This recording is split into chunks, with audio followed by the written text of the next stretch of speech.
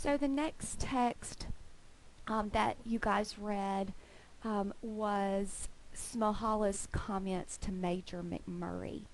And this piece of resistance to assimilation and colonization has more of a religious bent than Chief Joseph's did, in part because Smohalla was a religious leader.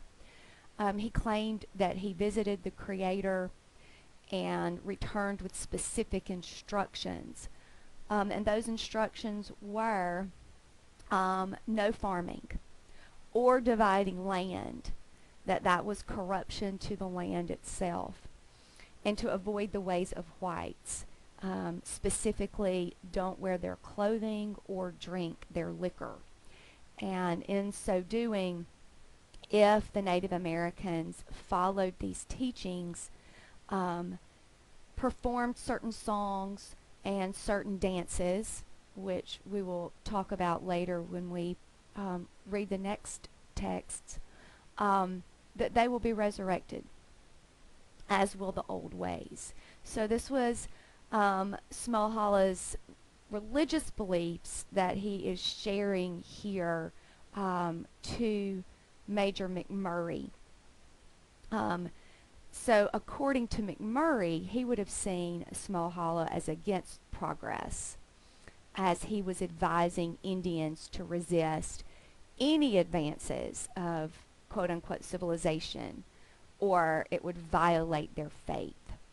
So I want to look at and point out a couple of passages from what you read that I think are particularly important and really show clearly what it is Smohalla is arguing here.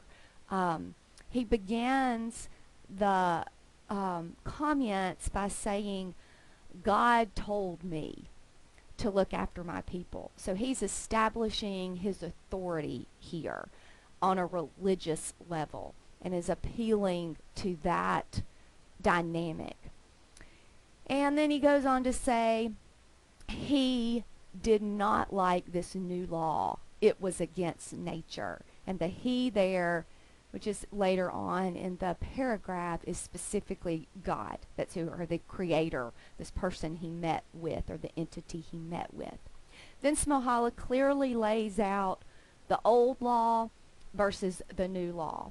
So he starts with the old law. He gives a creation story, similar to the Genesis story of the Western sensibility, but nevertheless a creation story.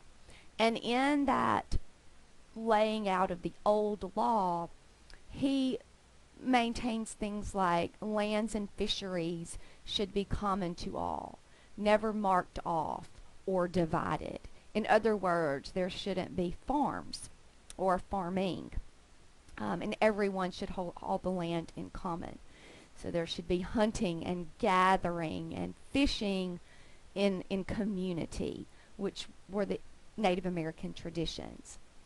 And then he goes on and talks about the new law, which he specifically says is a bad law, and my people cannot obey it. And then he lists some of those things that are specifically bad, that my people cannot plow the ground. And he says that is like taking a knife and tearing my mother's bosom. Likewise, our people, we cannot dig for stone. That's like digging under my mother's skin for her bones. Likewise, we cannot cut grass and make hay and sell it, because that is like cutting off my mother's hair.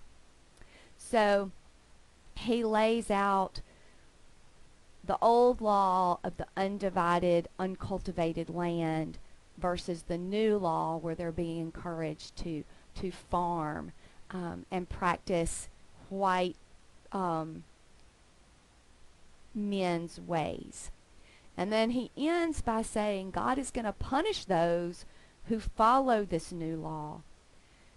Specifically, he says he will drive away all the people except the people who have obeyed his laws.